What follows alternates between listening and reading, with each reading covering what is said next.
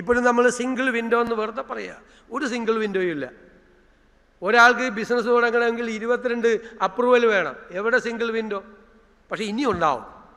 ഞങ്ങളെല്ലാ 22 നിയമങ്ങൾ അമെൻഡ് ചെയ്ത് ഒരു സിംഗിൾ ലെജിസ്ലേഷൻ വരികയാണ് കേരളത്തിൽ. 1 അപ്രൂവൽ ഉണ്ടാവും. The government of Kerala introduced K-SIFT, Kerala Single Window Clearance System.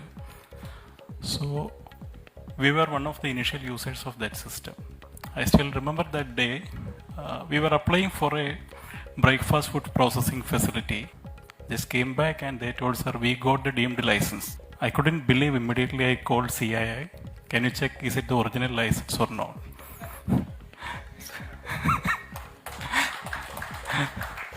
Even for the last 3 years we have been running that industry and we got all the permanent license now. 2-4 ദിനം കൊണ്ടൊരുത്തരെ തണ്ടിലേറ്റി നടത്തുന്നതും ഭവാൻ, മാളിക മുകളേറിയ മന്നന്റെ തോളിൽ മാറാപ്പ് കയറ്റുന്നതും ഭവാൻ. സതീശൻ സർക്കാർ 100 ദിനത്തിലേക്ക് എത്തുമ്പോൾ പൂന്താനത്തിൻ്റെ ഈ വരികളാണ് ഓർമ്മ വരുന്നത്. തണ്ടിലേറ്റിയവർ തന്നെ തലയിൽ ബാധ്യതയായി ചുമന്നു നടക്കുകയാണ് സതീശൻ സർക്കാരിനെ. 100 ദിവസത്തെ പ്രവൃത്തികൾ അതാണ് തെളിയിക്കുന്നത്. തെരഞ്ഞെടുപ്പിന് മുൻപേ പറഞ്ഞിരുന്ന നുണകൾ അതിനേക്കാൾ ശക്തമായി അവതരിപ്പിക്കുന്ന വി ഡി സതീശൻ ഇരിക്കുന്ന പദവിയുടെ മഹത്വം മറക്കുകയാണ്. LDF സർക്കാരിൻ്റെ കാലത്ത് കൊച്ചിയിൽ ഹുണ്ടായ് കമ്പനി കൊണ്ടുവന്ന 5000 കോടിയുടെ പദ്ധതി സ്വന്തം പദ്ധതിയാക്കിയതും വിഴിഞ്ഞത്ത് പറഞ്ഞ ഇഡ്ഡലി കയറ്റുമതിയും അടക്കം എത്രത്തോളം അതിരുവിടുന്നു ഈ നുണപ്പറച്ചിലെന്ന് വെളിവാകുന്നു. PM ശ്രീ കരാറിൽ നിന്ന് പിന്മാറാനാകില്ലെന്ന് പറഞ്ഞതും MDMA കേസ് പ്രതിയെ 2023 മുതലാണ് അറിയാമെന്ന് പറഞ്ഞതുമടക്കം എത്രയെത്ര നുണകൾ. ഹണിമൂൺ പീരീഡ് വരെ കാത്തിരിക്കാമെന്ന് പറഞ്ഞ പ്രതിപക്ഷത്തിന് അതിനുള്ള അവസരം പോലും കൊടുക്കാതിരുന്ന ഭരണമികവ് ചരിത്രത്തിൽ രേഖപ്പെടുത്തുക തന്നെ ചെയ്യും. നുണക്കഥകളിൽ ജനം അധികനാൾ അഭിരമിച്ചിരിക്കില്ലെന്ന് മുഖ്യമന്ത്രി ഇനിയെങ്കിലും തിരിച്ചറിയണം. വാചക കസർത്തും പൂക്കുച്ചിരിയുമല്ല, മെച്ചപ്പെട്ട ഭരണമാണ് ജനം ആഗ്രഹിക്കുന്നത്. കഴിഞ്ഞ 10 വർഷക്കാലം എങ്ങനെയായിരുന്നുവെന്ന് കേരളീയർക്ക് ഓർമ്മയുണ്ട്. ഓണക്കാലത്ത് പോലും വിലക്കയറ്റം പിടിച്ചു നിർത്താൻ കഴിയുന്നില്ലെങ്കിൽ എന്തൊരു പരാജയമാണ് ഈ സർക്കാർ എന്ന് പറയാതെ വയ്യ. 100 ദിവസത്തെ ഭരണം പിന്നിടുമ്പോൾ 100ലേറെ നുണകൾ മാത്രം ഓർത്തെടുക്കാൻ കഴിയുന്നത് എന്തുകൊണ്ടാണ്? ന്യൂസ് ആൻഡ് വ്യൂസ് ഈ വിഷയമാണ് ചർച്ച ചെയ്യുന്നത്. ചർച്ചയിൽ പങ്കെടുക്കുന്നത് CPIM നേതാവ് PK ഗോപൻ, കോൺഗ്രസ് വക്താവ് രജിൻ S ഉണ്ണിത്താൻ, രാഷ്ട്രീയ നിരീക്ഷകൻ രതീഷ് ചക്രപാണി എന്നിവരാണ്. സ്വാഗതം ചർച്ചയിലേക്ക് 3 പേർക്കും. രജിൻ, കഴിഞ്ഞ ദിവസം നമ്മൾ ഈ ചർച്ചയിലിരിക്കുമ്പോൾ നമ്മൾ വിലക്കയറ്റത്തെക്കുറിച്ച് പറഞ്ഞു. രജിൻ കഴിഞ്ഞ വർഷത്തെയും ഈ വർഷത്തെയും വിലകളെ താരതമ്യം ചെയ്ത് പറയുകയും ചെയ്തു. ഇപ്പോഴിന്ന് നമ്മൾ കഴിഞ്ഞ ദിവസം ചർച്ച ചെയ്യുമ്പോൾ ഈ നേന്ത്രക്കായുടെ വില എന്ന് പറയുന്നത് 60 രൂപയായിരുന്നു. അതിപ്പോൾ 85 രൂപയായി. 2 ദിവസത്തിനിടെയുള്ള വില മാറ്റമാണ്. 85 രൂപയായി. ഇങ്ങനെ ഓരോരോ സാധനങ്ങൾ എടുത്താലും കൃത്യമായി തന്നെ വിലക്കയറ്റത്തിൻ്റെ ഒരു പ്രതിച്ഛായയാണ്, വിലക്കയറ്റമാണ് നമുക്ക് കാണാൻ കഴിയുന്നത്. ഇവിടെ കഴിഞ്ഞ സർക്കാർ ഓണക്കാലത്ത് 20,000 കോടിയാണ് ഓണവിപണി ഇടപെടലിൻ്റെ ഭാഗമായി ഓണക്കാലത്ത് ചെലവഴിച്ച് 20,000 കോടി. ഈ സർക്കാർ എത്ര രൂപ ചെലവഴിച്ചു എന്ന് പോലും പറയാൻ കഴിയുന്നില്ല. വിലക്കയറ്റം വല്ലാതെ ജനങ്ങളെ ബാധിച്ചിരിക്കുന്നു, ആശങ്കയിലാണ്. എന്താണ് ഈ 100 ദിനം കഴിയുമ്പോൾ പറയാനുള്ളത് രജിൻ?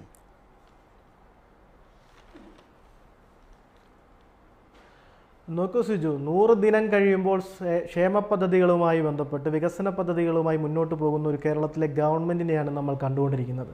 ഇന്ന് ഓണത്തിൻ്റെ പൂരാട ദിനമാണ്. പൂരാട ദിനവുമായി ബന്ധപ്പെട്ട് ഞാനിപ്പോൾ ഓണവുമായി ബന്ധപ്പെട്ട് പല ടെക്സ്റ്റൈൽസുകളിലും പല വിപണികളിലും അതുമായി ബന്ധപ്പെട്ടിടത്തൊക്കെ കയറിയിട്ട് വരികയാണ്.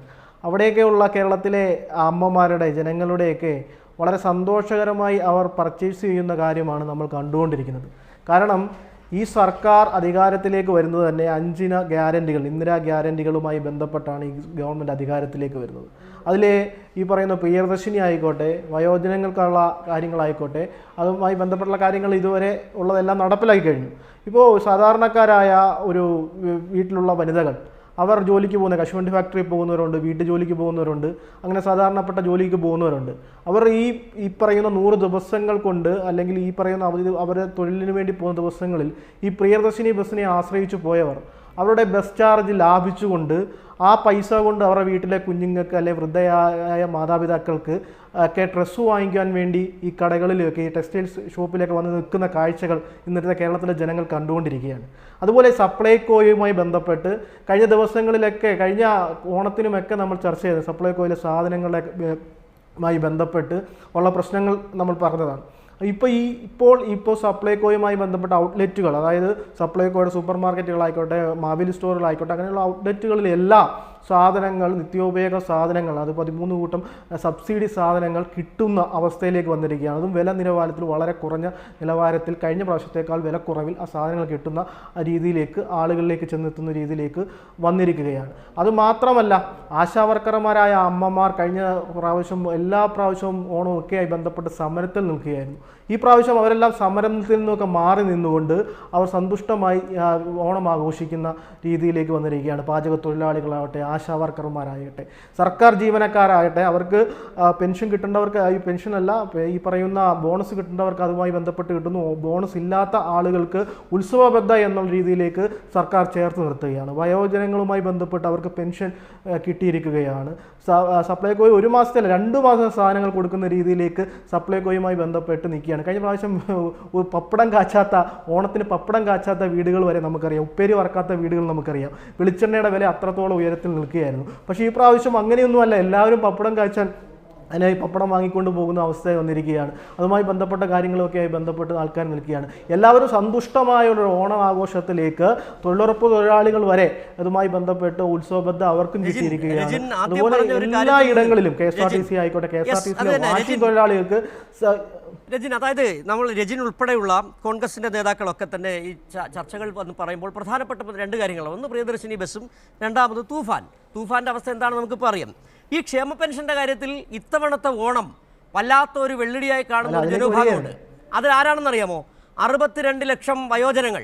അവർക്ക് അവസാനത്തെ ഓണമാണ് നേരിട്ട് അവരുടെ കൈകളിലേക്ക് പണം എത്തുന്നത്. അടുത്ത മാസം മുതൽ ബാങ്ക് വഴിയാണ് ആ പണം എത്തിക്കുന്നത്. ഒന്നാമത്തെ കാര്യം.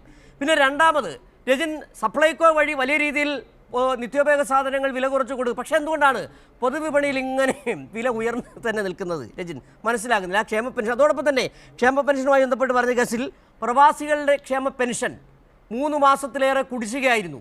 കഴിഞ്ഞ ദിവസം എന്തായാലും 32 കോടി അനുവദിക്കാൻ തീരുമാനിച്ചു. പക്ഷേ അവരുടെ ഓണത്തിനും അവരുടെ കയ്യിൽ പണം എത്തുമെന്ന് തോന്നുന്നില്ല. കാരണം ഇന്നാണ് അതിൻ്റെ ഓർഡർ ഇറങ്ങിയത്. 112 കോടി രൂപയുടെ കുടിശ്ശികയാണ്. ഏത്? പ്രവാസികൾ അടച്ച പൈസ തിരിച്ചു കിട്ടാത്തത്. അവിടെയാണ് പ്രവാസികൾ കഴിഞ്ഞ ദിവസം അവരുടെ പട്ടിണി സമരം അടക്കം നടത്തുന്ന കാര്യങ്ങളിൽ പോയപ്പോഴാണ് 32 കോടി അനുവദിക്കുകയും ചെയ്തത്. അവരുടെ കയ്യിലെത്തത്തില്ല. എവിടെയാണ്? രജിൻ പറയുന്നത് കേട്ട് കഴിഞ്ഞാൽ സർക്കാർ ജീവനക്കാർക്ക് മുൻപ് ഇത് കൊടുത്തിട്ടുണ്ട്. അതേ കാര്യം തന്നെയാണ്. ബോണസ് കൊടുക്കുന്നതല്ലേ, അഡ്വാൻസ് കൊടുക്കുന്നതല്ലേ. പുതുതായി എന്താണ് ചെയ്തത്? പുതുതായി നിങ്ങൾ ചെയ്തത് നിലവിൽ വളരെ സൗകര്യപ്രദമായി കിട്ടിക്കൊണ്ടിരുന്ന ക്ഷേമ പെൻഷൻ അവസാനത്തെ പെൻഷനാണ് എന്നവർക്ക് കൃത്യമായി ബോധ്യപ്പെടുന്നുണ്ട്. രജിൻ,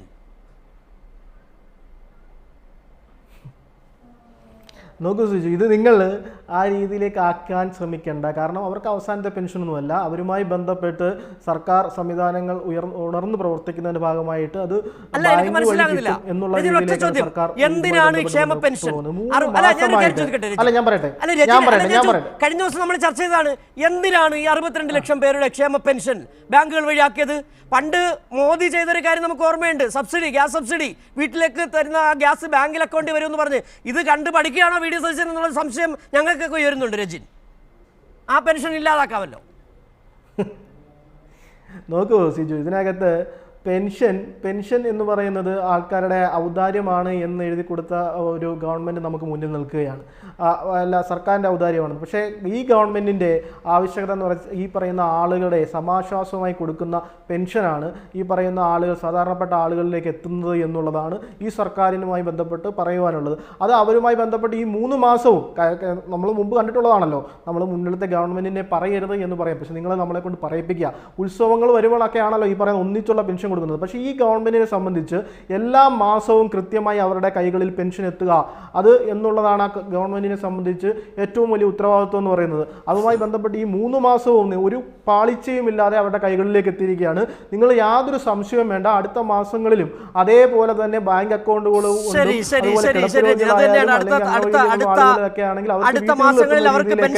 ആ രീതിയിൽ പെൻഷൻ വരും. മറുപടി പറയാൻ PK ഗോപനും രതീഷ് ചക്രപാണി അടക്കമുള്ളവരോട് ഉണ്ട്. ഏതായാലും പെൻഷൻ കിട്ടട്ടെ എന്നാണ് ഞങ്ങളെല്ലാം ആഗ്രഹിക്കുന്നത്, ഇവിടെ ഇരിക്കുന്ന എല്ലാവരും ആഗ്രഹിക്കുകയും ചെയ്യുന്നത്.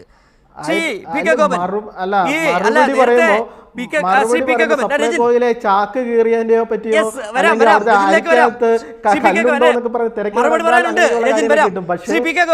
അതായത് ഇപ്പോ രജിൻ പറഞ്ഞത് ഈ ക്ഷേമ പെൻഷന്റെ ഔദാര്യമാണെന്ന് പറഞ്ഞ ഒരു വാക്കുകളാണ് പറയുന്നത്. പക്ഷേ ഇതൊരു ബാധ്യതയാണെന്ന് പറഞ്ഞ ഉമ്മൻചാണ്ടി മുൻ മുഖ്യമന്ത്രിയുണ്ട്. ഒരു വലിയ ബാധ്യതയാണെന്ന് പറഞ്ഞ അതെന്തായാലും നമ്മൾ ആ വിഷയങ്ങളിലേക്ക് ചർച്ചയിലേക്ക് പോകുന്നില്ല. പക്ഷേ ഈ 100 ദിവസം എന്താണ് വി.ഡി. സതീശൻ സർക്കാർ ചെയ്തത്? അല്ല, 100 ദിവസം എന്ന് പറഞ്ഞാൽ ഏതാണ്ട് 3 മാസം കഴിഞ്ഞു. 3 മാസം കഴിഞ്ഞ ഒരു ഭരണ സംവിധാനമാണ്. ഈ ഭരണം 2 പ്രധാനപ്പെട്ട പ്രശ്നത്തെ അഡ്രസ് ചെയ്തു. ഒന്ന്, പ്രതീക്ഷിക്കാത്ത ദുരന്തമെന്ന് വേണമെങ്കിൽ പറയാവുന്ന പ്രളയം. അത് 2018 പ്രളയത്തിന്റെ ഒരു 50% പോലും സംഭവിച്ചിട്ടില്ല. അത് കൈകാര്യം ചെയ്യുന്നതിൽ ഒരു ഗവൺമെന്റ് 2018 സർക്കാരിനെ സംബന്ധിച്ച് അത് ആദ്യത്തെ ഒരു സംഭവമായിരുന്നു. അത്രയും ഗുരുതരമായൊരു പ്രളയം. സ്വാഭാവികമായിട്ടും പിന്നീട് വരുന്ന വർഷങ്ങളിലൊക്കെ അതിന് തുല്യമായി വന്നില്ലെങ്കിലും പ്രളയത്തെ എങ്ങനെയാണ് അന്നും അതിനുശേഷവും സംസ്ഥാന ഗവൺമെന്റ് കൈകാര്യം ചെയ്തത് എന്നുള്ളത് നമ്മുടെ മുമ്പിലുണ്ട്. വളരെ ദയനീയമായി ആ പ്രളയം അഡ്രസ് ചെയ്യുന്നതിൽ ഇന്നത്തെ ഗവൺമെന്റ് പരാജയപ്പെട്ടു എന്നുള്ളത് എല്ലാവരും പൊതുവെ സമ്മതിച്ച കാര്യമാണ്. UDF-നെ അനുകൂലിക്കുന്ന മാധ്യമങ്ങൾ പോലും സമ്മതിച്ച കാര്യമാണ്.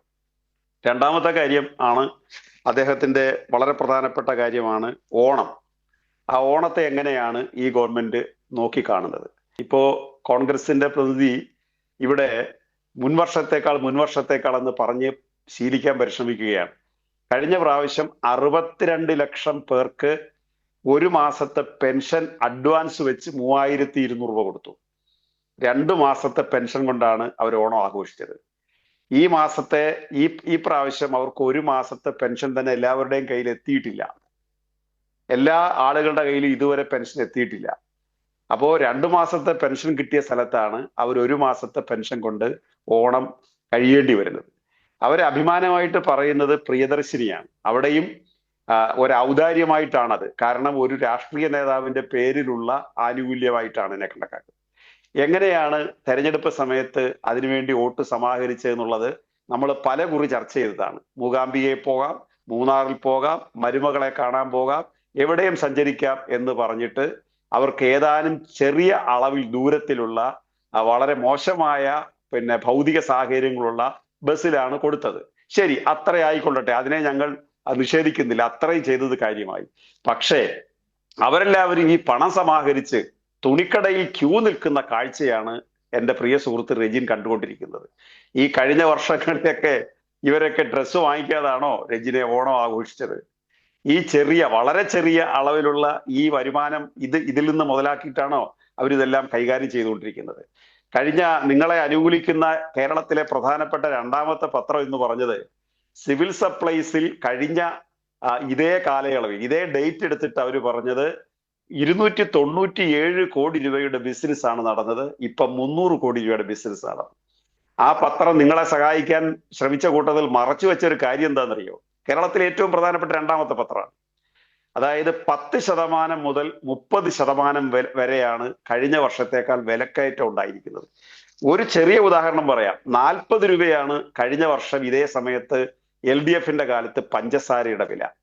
അത് നിങ്ങൾ അധികാരത്തിൽ വന്ന് 2ാമത്തെ മാസം 52 രൂപയായി. ഇന്നത്തെ പഞ്ചസാരയുടെ വില റെജിനെ 60 രൂപയാണ്.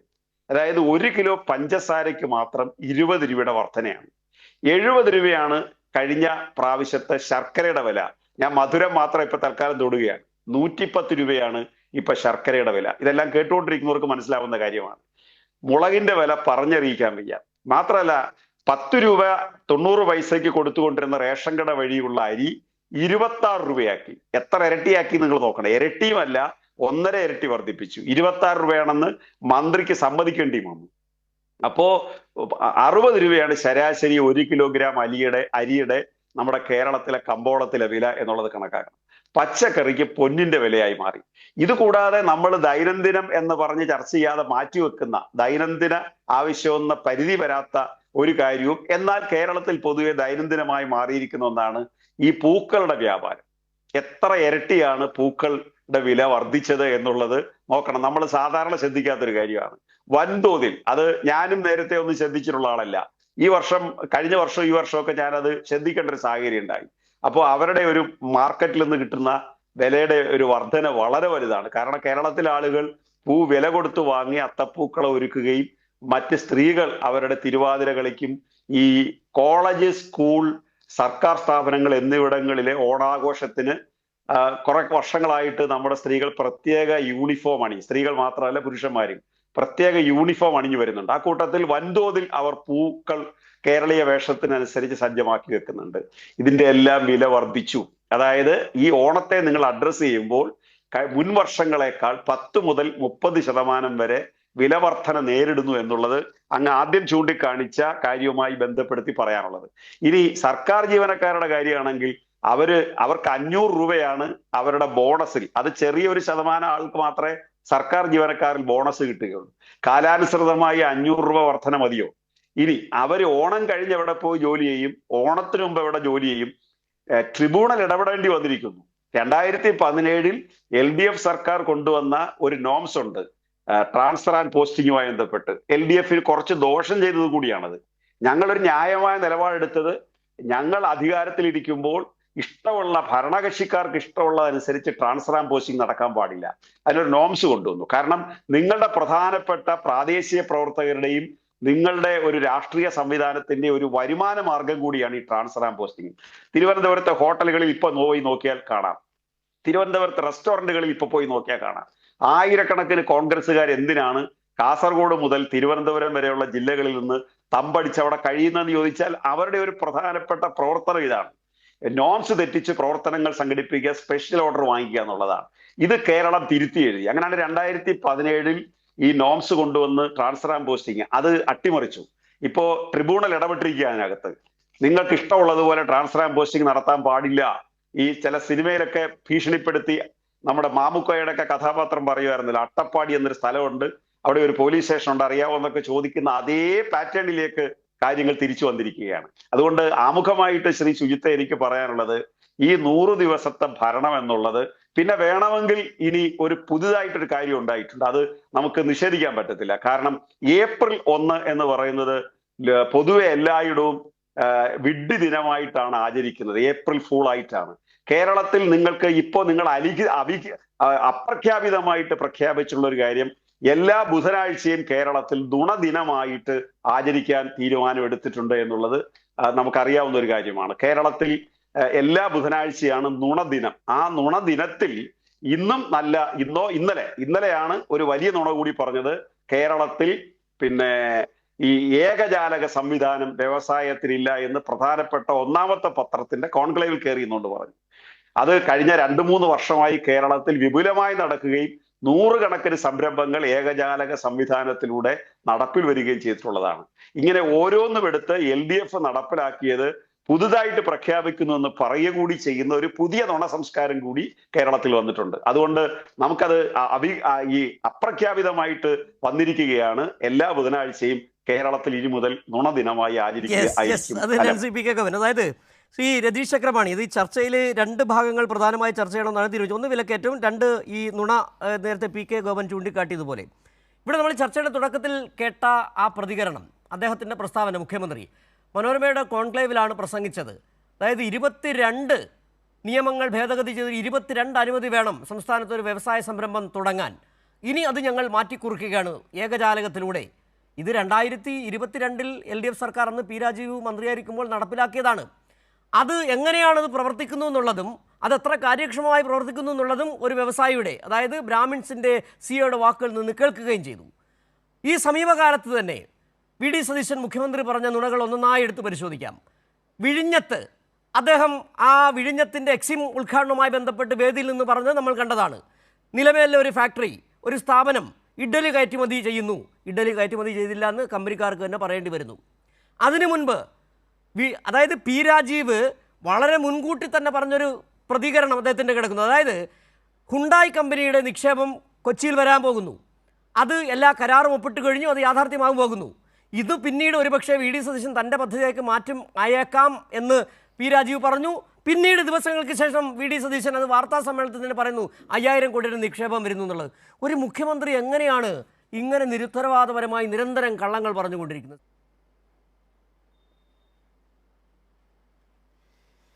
സത്യത്തിൽ സിജു, ഈ ചർച്ചയിലിരുന്നിട്ട് എനിക്ക് ചിരിയടക്കാൻ കഴിയുന്നുണ്ടായില്ല. സത്യം പറഞ്ഞിട്ടുണ്ടെങ്കിൽ ഞാൻ സാധാരണ വളരെ സീരിയസ് ആയി കാര്യങ്ങൾ പറയുന്ന ഒരാളാണ്. പക്ഷെ അത്രയും സീരിയസ് ആയിട്ട് ഈ ചർച്ചയിൽ ഇനി പറയാൻ കഴിയുമോ എന്ന് എനിക്കറിയില്ല. കാരണം ഇപ്പോൾ PK ഗോപൻ പറഞ്ഞ സ്ഥലത്ത് നിന്ന് നമുക്കൊന്ന് തുടങ്ങാം. ഇപ്പോൾ പഞ്ചസാരയും ശർക്കരയുടെയും കാര്യം അദ്ദേഹം പറഞ്ഞു. ഉഴുന്ന്, പരിപ്പ്, മല്ലി, വൻപയർ ഇതിനെല്ലാത്തിനും ഞാൻ റേറ്റുകൾ പറയുന്നില്ല. ഈ റേറ്റുകളടക്കം വലിയ കൂടുതലാണ്. ഇപ്പം ഞാലിപ്പൂവൻ പഴമടക്കം ആളുകൾ എല്ലാവരും തന്നെ ഈ പായസം കഴിക്കാനൊക്കെ വേണ്ടി മേടിക്കുന്ന പഴമടക്കം ഏതാണ്ട് 100 രൂപയിലേക്ക് എത്തി നിൽക്കുകയാണ്. അപ്പോൾ ഇതൊന്നും അറിയാത്ത ഒരു സ്വപ്നലോകത്തെ ബാലഭാസ്കറായി ഞാൻ ആകെ കണ്ടത് യഥാർത്ഥത്തിൽ നമ്മുടെ പ്രിയപ്പെട്ട റെജിനസ് ഉണ്ണിത്താനാണ്. എന്താണെങ്കിലും അദ്ദേഹം സന്തോഷത്തിലാണ് എന്നറിയുന്നതിൽ എനിക്ക് വലിയ സന്തോഷം. അതുപോലെ നിരവധി തിരുവനന്തപുരത്തൊക്കെ തമ്പടിച്ചിട്ടുള്ള കോൺഗ്രസ്സുകാരും സന്തോഷത്തിലാണ്. പക്ഷേ ബാക്കി ആരും സന്തോഷത്തിലല്ല. ഇനി ഈ ഗവൺമെൻറ്റിനെ നമ്മളൊന്ന് സമഗ്രമായി വിലയിരുത്തിയാൽ, അതിനെ യഥാർത്ഥത്തിൽ 100 ദിവസങ്ങളുടെ കാര്യമെടുത്ത് നോക്കിയാൽ സിജു, ഇത് ഒറ്റപ്പെട്ട സംഭവങ്ങളല്ല. നമ്മൾ 4 തരത്തിൽ അതിനെ വിഭജിക്കാം എന്നാണ് എനിക്ക് തോന്നുന്നത്. ഒന്ന്, ഈ ഗവൺമെൻറ്റിൻ്റെ പ്രയോറിറ്റി എന്തായിരുന്നു? ഈ ഗവൺമെൻറ്റിൻ്റെ പ്രയോറിറ്റി ഇവിടെ ഏറ്റവും ആദ്യം പ്രളയസമാനമായ സിറ്റുവേഷൻ ഉണ്ടായി ആളുകൾ മുഴുവൻ ജീവൻ കയ്യിൽ പിടിച്ച് ഈ പറഞ്ഞ പോലെ മരണപ്രാളത്തോട് ഓടുമ്പോൾ, അവരുടെ കുടുംബങ്ങൾ തകർന്നു വീഴുമ്പോൾ, അവരുടെ മക്കൾ ഈ പറഞ്ഞ പോലെ മണ്ണിനടിയിൽ പെടുമ്പോൾ, അത്തരത്തിൽ വലിയ ദുരന്തമുണ്ടാകുമ്പോൾ ഈ ഗവൺമെൻറ്റിൻ്റെ പ്രയോറിറ്റി എന്തായിരുന്നു എന്ന് നമ്മളൊന്ന് ആലോചിക്കണം. ഈ ഗവൺമെൻറ് അധികാരം ഏറ്റെടുത്ത് 24 മണിക്കൂറിനകം കാണിച്ചത് ബെക്കാഡിക്കും റിലയൻസിനും വേണ്ടിയുള്ള വീര്യം കുറഞ്ഞ മദ്യം അതൊഴുക്കാനുള്ള ഫയലാണ് എന്നുള്ളത് നമ്മൾ മറന്നുപോകരുത്. ഇനി ഇതുപോലെ ഈ പറയുന്ന പ്രളയമുണ്ടായ സമയത്ത് യഥാർത്ഥത്തിൽ അവരെന്താണ്, ബൈമി കോഫിയുടെ ഓഫീസും അതുപോലെ തന്നെ ഈ പല ജ്വല്ലറികളുമൊക്കെ തന്നെ ഉദ്ഘാടനം ചെയ്യാൻ മുഖ്യമന്ത്രി ഓടുന്ന ഒരു രംഗമാണ് നമ്മൾ കണ്ടത്. യഥാർത്ഥത്തിൽ ദുരന്ത നിവാരണത്തിൻ്റെ ഈ പറഞ്ഞ പോലെ ഏകോപനം ഏറ്റെടുക്കാൻ അദ്ദേഹം വിസമ്മതിക്കുകയും അദ്ദേഹം അത് AP അനിൽകുമാറിനെ ഏൽപ്പിക്കുകയുമാണ് ചെയ്തത്. പിന്നെ കണ്ടത് ഇൻവെസ്റ്റേഴ്സിൻ്റെ മീറ്റിലാണ്. പിന്നെ കണ്ടത് ഒരു മുസ്ലിം ലീഗ് യൂത്ത് ലീഗിൻ്റെ വീട്ടിലെ വിരുന്നാണ്. അപ്പോൾ അതിൽ നിന്ന് പ്രയോറിറ്റി എന്താണെന്ന് പറയണ്ടല്ലോ. ഇനി ഇതൊക്കെ പോട്ടെ, യഥാർത്ഥത്തിൽ കോൺഗ്രസ് പാർട്ടിക്ക് ഇദ്ദേഹം കൊടുത്തിട്ടുള്ള പ്രയോറിറ്റി എന്താണ്? അതിൽ നമുക്കറിയാം, PM നിയാസിനെയോ അല്ലെങ്കിൽ അലോഷ്യസ് സേവറിനെയോ കാണാൻ തയ്യാറായില്ലെന്ന് മാത്രമല്ല, യഥാർത്ഥത്തിൽ അവർ പോലും കാണാൻ വിസമ്മതിക്കുന്ന ഒരു മുഖ്യമന്ത്രി ഈ ശശികല ടീച്ചറെയും അതുപോലെ തന്നെ RV ബാബുവിനെയും കാണുകയും ആശ്ലേഷിക്കുകയും ചെയ്യുന്ന രംഗമൊന്ന് കണ്ടു. എന്ന് പറഞ്ഞാൽ, ഞാൻ ആദ്യത്തെ പോയിന്റ് വളരെ ക്ലാരിറ്റിയോടുകൂടെ പറയാം, ഈ ഗവൺമെൻറ് പ്രയോറിറ്റികൾ വലുതായിരുന്നു. ഇനി രണ്ടാമത്തത് പോളിസി എന്താണ്, ഒരു ഗവൺമെൻറ്റിൻ്റെ നിലപാട് എന്താണ്?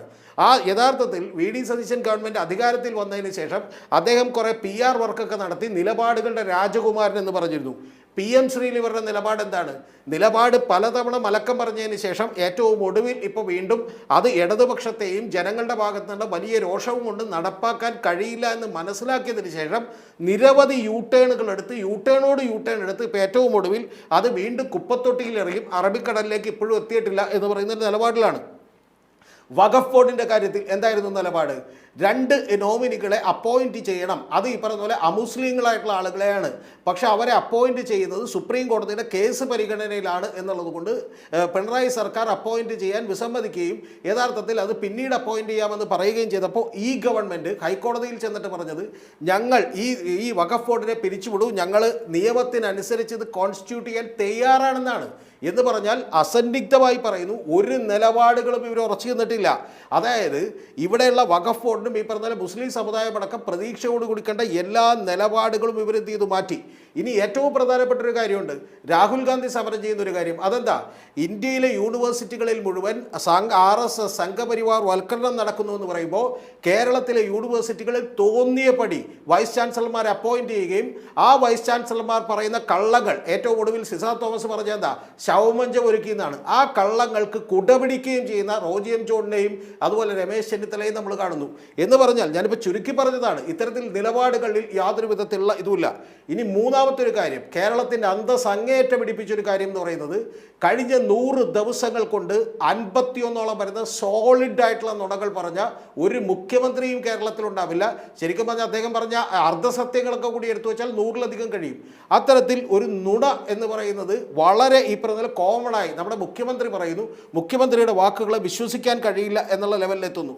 അതിൽ ഏറ്റവും ആദ്യം പറഞ്ഞ എന്താ, ബെക്കാഡി കമ്പനിയുടെ വീര്യം കുറഞ്ഞ മദ്യത്തിൻ്റെ ടാക്സ് കുറച്ചു കൊടുക്കാൻ തീരുമാനിച്ചപ്പോൾ ശിവ ശ്രീകളിലും അതുപോലെ തന്നെ ജോണി വാക്കറിനും ഒക്കെ പിണറായി സർക്കാർ ഇതുപോലെ കുറച്ചു കൊടുത്തിട്ടുള്ളതാണ്. ഒന്ന് ആലോചിച്ച് നോക്കൂ, എക്സൈസ് തീരുവ കൂടി കൂട്ടുമ്പോൾ അത് ഈ പറഞ്ഞ പോലെ ഇതിൻ്റെ അടുത്ത് തന്നെ വരും, അല്ലെങ്കിൽ ഇതിനേക്കാൾ കൂടുതൽ വരും. കൂടാതെ അത് വിൽക്കുന്നത് ഗവൺമെൻറ് മാത്രമാണ് എന്ന് പറയുന്ന സത്യം അദ്ദേഹം മറച്ചു വെച്ചു. പിന്നെ ഞാൻ ഉദാഹരണങ്ങൾ പറയാൻ പോയാൽ ഇന്ന് മുഴുവൻ തീരില്ല. പക്ഷേ എങ്കിലും 2-3 ഉദാഹരണങ്ങൾ കൂടി പറയാം. PM ശ്രീ അത് നടപ്പാക്കാതെ നിവർത്തിയില്ല. അതുമായി ബന്ധപ്പെട്ട് ഞങ്ങൾ പണം മേടിച്ചു എന്ന് പറഞ്ഞു. ഏറ്റവും ഒടുവിൽ അദാനിയുമായി ബന്ധപ്പെട്ട് അതൃപ്തി അറിയിച്ചു എന്ന് പറഞ്ഞു. അതിൽ തന്നെ അദ്ദേഹം ഒരു ട്രിക്ക് കാണിച്ചു. അദാനിയുമായി ബന്ധപ്പെട്ട് അതൃപ്തി അറിയിച്ചു, പക്ഷേ അങ്ങോട്ട് ലെറ്റർ ഒന്നുമില്ല, പകരം അവർ ഇങ്ങോട്ട് അയച്ച ലെറ്റർ കിട്ടിയിട്ടുണ്ട് എന്നാണ് പറഞ്ഞത്. ഏറ്റവും ഒടുവിൽ MDMAയുടെ ഒരു പ്രതിയുമായി ബന്ധപ്പെട്ട് അദ്ദേഹത്തിൻ്റെ പരിചയം, ബന്ധം എന്താണെന്ന് ചോദിക്കുമ്പോൾ അദ്ദേഹത്തിന് ഒരു സോഷ്യൽ മീഡിയ ടീമില്ലെന്ന് മാത്രമല്ല, ഇദ്ദേഹവുമായിട്ടുള്ള ബന്ധം 2023 മുതലാണെന്ന് പറഞ്ഞു.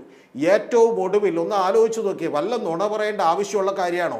യഥാർത്ഥത്തിൽ ബാക്കിയുള്ളതിനൊക്കെ ഒരു രാഷ്ട്രീയമായി പ്രതിരോധം തീർക്കാൻ നുണ പറയണം എന്നെങ്കിലും, ഞാൻ പറഞ്ഞ അങ്ങനെ പോലും പറയാൻ പാടില്ല, പക്ഷെ അങ്ങനെയെങ്കിലും വിചാരിക്കാം. യഥാർത്ഥത്തിൽ ഇദ്ദേഹം പറഞ്ഞ എന്താ, വെറുതെ ഒരു അടിയങ്ങ് അടിക്കുകയാണ്. അതായത് ഇവിടെ നിന്ന് എന്താണ് ആദ്യത്തെ നിലമേൽ എക്സ്പോർട്ടേഴ്സ് കയറ്റുമതി ചെയ്തതിൽ ഈ പറയുന്ന പോലെ എന്തുണ്ട്, ഇഡ്ഡലിയുണ്ട്, സാമ്പാറുണ്ട്, പഴംപൊരിയുണ്ട് എന്ന് പറഞ്ഞാൽ എന്താണ് ഈ പറയുന്ന പോലെ പറയുക? ഇത് വല്ല ആവശ്യമുള്ള കാര്യമാണോ? അപ്പോൾ ഇത്തരത്തിൽ അനാവശ്യമായി ആവശ്യമില്ലാതെ തന്നെ ഇതുപോലെ നുണകൾ പറഞ്ഞുകൊണ്ട് ഒരു കേരള മുഖ്യമന്ത്രിയുടെ സ്ഥാനം ഇതുപോലെ ഇടിച്ചു കളഞ്ഞ, ഒരു അന്തസ്സ് താഴ്ത്തി കളഞ്ഞ ഒരു സംഭവം ഉണ്ടായിട്ടില്ല. ഇനി ചുരുക്കി ഞാൻ മറ്റൊരു കാര്യം കൂടി പറയാം. 4ാമത്തെ ഒരു പോയിന്റ്, അതെന്ന് പറയുന്നത് അങ്ങേയറ്റത്തെ അവഹേളനമാണ്. ആ അവഹേളനം എന്താണ്? എന്നെ കൊണ്ട് പറയിപ്പിക്കരുത്. പത്രസമ്മേളനങ്ങളിൽ യുദ്ധത്തിൻ്റെ വാക്കുകളാണ്. എന്നെ കൊണ്ട് പറയിപ്പിക്കരുത്. നിങ്ങൾ ഇവിടെ നിന്ന് പ്രസംഗിക്കൂ, നിങ്ങളുടെ സൂക്കേട് ഞാൻ തീർത്തു തരാം.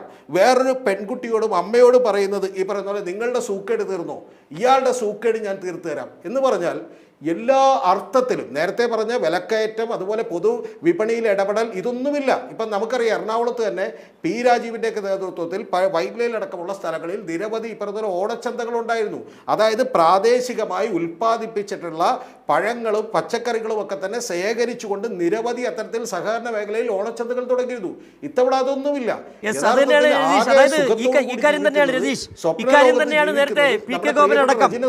മാത്രമാണ് ഈ ചർച്ചയുടെ തുടക്കത്തിലടക്കം PK ഗോപൻ അടക്കം ചൂണ്ടിക്കാട്ടിയതാണ് ഈ വിപണി ഇടപെടലുമായി ബന്ധപ്പെട്ട്. രജിൻ, ഈ ശരിക്കും പറഞ്ഞാൽ നിങ്ങൾ കോൺഗ്രസ്സുകാർ വല്ലാതെ പാടുപെടുന്നുണ്ട്. ഇപ്പോൾ ഈ സതീശൻ ചെയ്തു കൂട്ടുന്നതിനൊക്കെ എങ്ങനെ ന്യായീകരിക്കുമെന്ന് അറിയുന്ന വല്ലാത്തൊരു പ്രതിസന്ധി നിങ്ങൾക്കുണ്ടെന്ന് കൃത്യം നമുക്ക് മനസ്സിലാകുന്നുണ്ട്. ഈ രതീഷ് ചക്രവാണി ചൂണ്ടിക്കാട്ടി വളരെ പ്രധാനപ്പെട്ട പ്രശ്നമാണ്. പ്രയോറിറ്റി എന്താണെന്നുള്ള വലിയ ചോദ്യമാണ്. നിങ്ങളുടെ പ്രയോറിറ്റി, VD സതീശൻ്റെ പ്രയോറിറ്റി എന്താണ്? അതിൽ കോൺഗ്രസ്സുകാർ നിങ്ങൾക്ക് തന്നെ വല്ലാത്ത ഒരു പ്രശ്നമുണ്ട്. കഴിഞ്ഞ ദിവസം ആ വാർത്താ സമ്മേളനത്തിലടക്കം പറഞ്ഞ വലിയൊരു കാര്യം, ഇത് രതീഷ് ചക്രവാണി ചൂണ്ടിക്കാട്ടില്ല, ഞാനതൊന്ന് ഓർമ്മിപ്പിക്കണം, അദ്ദേഹം വിട്ടുപോയതാണ്. അതായത് ഈ ലൈഫ് മിഷനുമായി ബന്ധപ്പെട്ട് PMAY പദ്ധതിയുമായി ബന്ധപ്പെട്ട് വീടുകളിൽ ചാപ്പകുത്തുന്ന പരിപാടി കഴിഞ്ഞ സർക്കാരിൻ്റെ കാലത്ത് അന്നത്തെ മുഖ്യമന്ത്രിയായിരുന്ന പിണറായി വിജയൻ പറഞ്ഞ ഓർമ്മയുണ്ടോ? ഓരോ മനുഷ്യനും ഓരോ കുടുംബത്തിനും ആത്മാഭിമാനമുണ്ട്, അങ്ങനെ ചാപ്പ കുത്താൻ ഞങ്ങൾ അനുവദിക്കില്ല, പണം വേണ്ട എന്ന് പറഞ്ഞ ഒരു സർക്കാരും മുഖ്യമന്ത്രിയുടെ ഉണ്ടായിരുന്നു. അവിടെയാണ് വളരെ ലാഘവത്തോടു കൂടി VD സതീശൻ പറയുന്നത് അതിനെന്താ പ്രശ്നം, ചാപ്പ കുത്തിക്കോട്ടെ എന്ന്. സ്വന്തം വീട്ടിൽ VD സതീശൻ്റെ വീട്ടിൽ ചാപ്പ കുത്താൻ സതീശൻ അനുവദിക്കോ? രജിൻ ഉണ്ണിത്താൻ്റെ വീട്ടിൽ ചാപ്പ കുത്താൻ രജിൻ ഉണ്ണിത്താൻ അനുവദിക്കോ? മോദിയുടെ പടം കുത്താൻ? ഈ ഒരു ആത്മാഭിമാനബോധം കേരളത്തിലെ ജനങ്ങൾക്കുണ്ട്. അവിടെയാണ് സതീശൻ എന്ന് പറയുന്നത്. അതാണ് പ്രയോറിറ്റിയുടെ പ്രശ്നം. വെറുതെ കയറി അർഹിക്കാത്തൊരു വിജയം കിട്ടിയപ്പോൾ എന്തെങ്കിലും കാട്ടിക്കൂട്ടി കഴിഞ്ഞാൽ നടക്കില്ലെന്ന് ജനങ്ങൾ പതിയെ പറഞ്ഞു തുടങ്ങുന്നുണ്ട്. രജിൻ,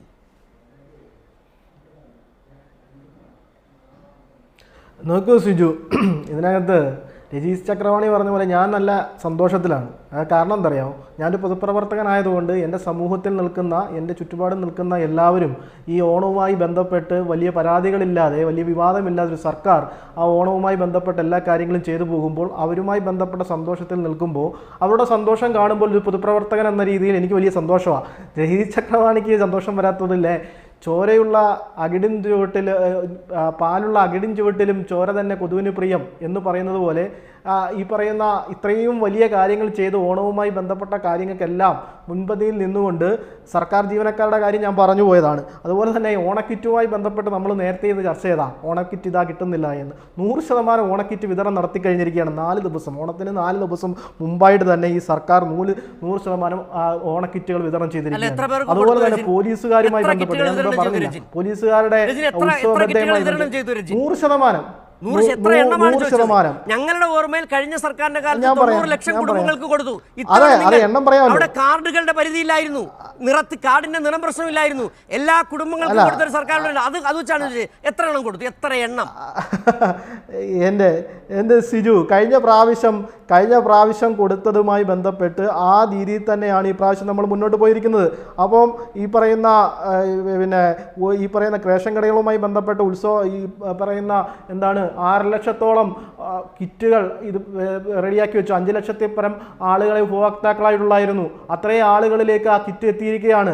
രണ്ടാമത് ഈ പറയുന്നത് ഞാൻ പറഞ്ഞില്ല, പോലീസുകാരുമായി ബന്ധപ്പെട്ട് ഞാൻ പറഞ്ഞു പൂർത്തീകരിച്ചിട്ട് നിങ്ങളെല്ലാം ചോദിക്കുന്ന മറുപടി തരാൻ ഞാൻ സന്തോഷത്തോടുകൂടി ഇരിക്കുകയാണെന്നേ.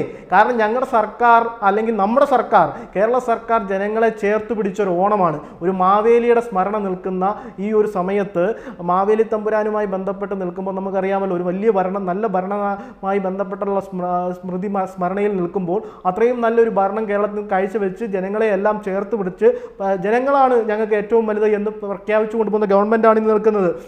ഞാൻ പറയാത്ത കാര്യങ്ങൾ മാത്രമാണ് പറയുന്നത്. പോലീസുകാരുമായി ബന്ധപ്പെട്ട് പറഞ്ഞില്ലേ, അവരുടെ ഉത്സവബദ്ധയുമായി ബന്ധപ്പെട്ട് തിരുവോണ ദിവസം പോലും ഡ്യൂട്ടി നോക്കുന്ന പോലീസുകാരെ നമുക്കറിയാം. അവരെ ശ്രദ്ധിക്കാതെ പോയിട്ടുണ്ട് പലപ്പോഴും. പക്ഷേ അവരുമായി ബന്ധപ്പെട്ട ഉത്സവബദ്ധ ഇരട്ടിയാക്കിയിരിക്കുകയാണ്. ഈ KSRTC ജീവനക്കാർക്ക് അഡ്വാൻസും പെൻഷനും എല്ലാം ഇതുമായി ബന്ധപ്പെട്ട് പെൻഷൻകാർക്കായാലും സാലറി അഡ്വാൻസ് ആയാലും ഉത്സവബദ്ധ ആയാലും എല്ലാമായി മുന്നോട്ട് പോയിക്കൊണ്ടിരിക്കുകയാണ്.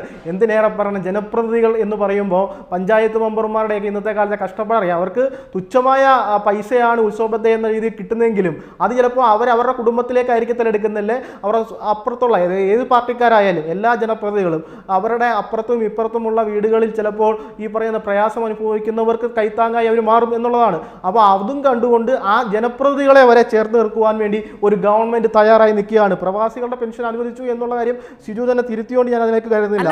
അതുപോലെ കയറുമായി ബന്ധപ്പെട്ടായാലും കയറ്റുമതി തൊഴിലാളികളുമായി ബന്ധപ്പെട്ടായാലും പട്ടികവർഗ തൊഴിലാളികൾ അത് അവരുടെ കയ്യിൽ എത്തിയിട്ടില്ല ഇതുവരെ. അനുവദിച്ചല്ലോ. അത് മാത്രമല്ലല്ലോ, നിങ്ങൾ 7 മാസമായി, അതിന് കൂടെ ഒന്നുകൂടി ചേർക്കണം സിജു, 7 മാസമായി ഈ പറയുന്ന അംഗനവാടി ജീവനക്കാരായി പെൻഷൻ പറ്റി തുച്ഛമായ പെൻഷനാണ് അവർക്ക് കിട്ടുന്നത്. അവർക്ക് 7 മാസമായി അത് കിട്ടുന്നില്ലായിരുന്നു. അതും ഈ ഓണവുമായി ബന്ധപ്പെട്ട് നിങ്ങൾ കുടിശ്ശിക വരുത്തിയ പെൻഷൻ ഈ സർക്കാർ അനുവദിച്ച് അവരുടെ വീട്ടിലെത്തുകയാണ്. അപ്പോൾ അവരും ഈ പറയുന്ന രീതിയിലേക്ക് ഓണം ആഘോഷിക്കുവാൻ വേണ്ടി, ഈ നല്ല സ്മരണകൾ ഓർക്കുവാൻ വേണ്ടി തയ്യാറായി നിൽക്കുന്നു. അതുപോലെ തന്നെ പട്ടികവർഗ വിഭാഗത്തിൽപ്പെട്ടവർക്കായാൽ പോലും അവരുമായി ബന്ധപ്പെട്ട് 60 വയസ്സിന് മുകളിലുള്ള 1000 രൂപ, അതും പുതിയ പദ്ധതിയാണ്. അതുമായി ബന്ധപ്പെട്ട് സർക്കാർ പോവുകയാണ്. ആശമാർ സമരം ചെയ്യാതെ ഓണം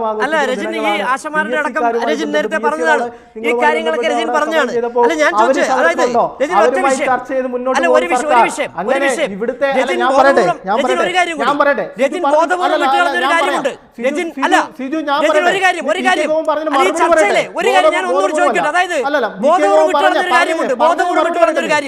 ബോധപൂർവം വിട്ട് കളഞ്ഞൊരു കാര്യം രതീഷ് ചക്രപാണി ചോദിച്ചു. അതായത് എന്താണ് നിങ്ങളുടെ മുഖ്യമന്ത്രി VD സതീശന്റെ പ്രയോറിറ്റി?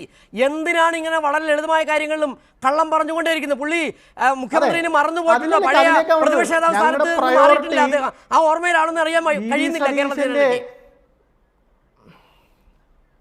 സിജു ഇത്രയും നീട്ടി സംസാരിക്കേണ്ട, കാരണം എൻ്റെ സമയം നിങ്ങൾ കൂടുതൽ എടുത്തുകൊണ്ട് പോകും. അതുകൊണ്ടാണ് ഞാൻ പറയുന്നത്. ഈ രതീഷ് ചക്രപാണി പറഞ്ഞതും PK ഗോപൻ പറഞ്ഞതും എല്ലാം ഞാൻ കേട്ടു. അതിനെല്ലാം മറുപടി പറയാണ്. ഞങ്ങളുടെ പ്രയോറിറ്റി എന്ന് പറയുന്നത് ജനങ്ങളാണ്. ആ ജനങ്ങളെ ചേർത്ത് പിടിച്ചു ഈ ഗവൺമെന്റ് ചേർത്ത് പിടിച്ചതിൻ്റെ ഫലമായിട്ടാണ് ഈ ഓണവുമായി ബന്ധപ്പെട്ട ആളുകൾക്ക് ഇത്രയേറെ സാമ്പത്തിക പ്രതിസന്ധിയിൽ നിന്നിട്ട് പോലും ഇത്രയേറെ ആളുകളെ ചേർത്ത് നിർത്തുവാൻ ഒരു ഗവൺമെന്റ് തയ്യാറായി മുന്നോട്ട് വന്നിട്ടുള്ളത്. അത് മുമ്പ് ഒഴിഞ്ഞ ചാക്കുകളും ഒഴിഞ്ഞ ട്രാക്കുകളും കണ്ട സപ്ലൈകോകളിലൊക്കെ സാധനങ്ങൾ നിൽക്കുകയാണെന്നേ. ഈ 13,000 സബ്സിഡി സാധനങ്ങൾ വാങ്ങിക്കുവാൻ ആളുകളിലേക്ക് കിട്ടുകയാണ്. അതിനകത്ത് രാഷ്ട്രീയ ഭേദമില്ലാതെ നിങ്ങളൊന്ന് സംസാരിച്ച് നോക്കുന്നേ. രതീഷ് ചക്രപാണിയൊക്കെ പോലെയുള്ളവർ അതിലും കൂടെ സന്തോഷിക്കണം. കാരണം ഈ പറയുന്ന ജനങ്ങളുമായി ബന്ധപ്പെട്ട് നിൽക്കുന്ന ആളുകളാണല്ലോ, രാഷ്ട്രീയ വിദ്യാർത്ഥികളാണല്ലോ. ഇങ്ങനെയുള്ള ആളുകൾ സന്തോഷിക്കുമ്പോൾ അതുമായി ബന്ധപ്പെട്ട് പിന്നെ അദ്ദേഹമൊക്കെ സന്തോഷിക്കണമെന്നാണ് ഞാൻ പറയാനുള്ളത്. ഓണമല്ലേ, ഓണാശംസകൾ നേരുകയല്ലേ. അതുപോലെ തന്നെ ഈ പറയുന്ന പഞ്ചസാരയുടെയും ശർക്കരയുടെയും കാര്യം, പഞ്ചസാരയുടെ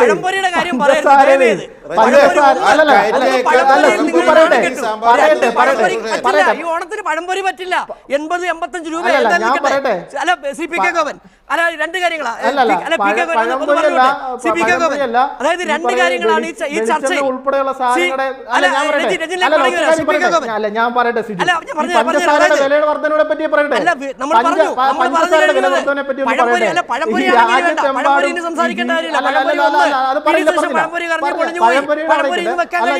പഞ്ചസാരയുടെ കാര്യം അദ്ദേഹം അല്ല, രണ്ടുപേര് ഈ സിജു ശരിയല്ല.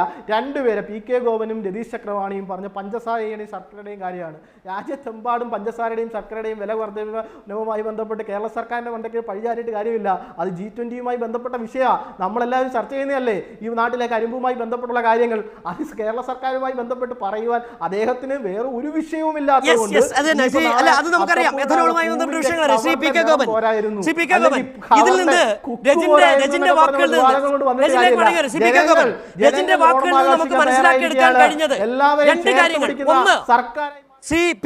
രണ്ട് കാര്യങ്ങൾ. ഒന്ന്, നേരത്തെ രതീഷ് ചക്രവാണി ചൂണ്ടിക്കാട്ടി പ്രയോറിറ്റി എന്താണെന്നുള്ളത് 100 ദിവസം കൊണ്ട് ജനങ്ങൾക്ക് മനസ്സിലായി.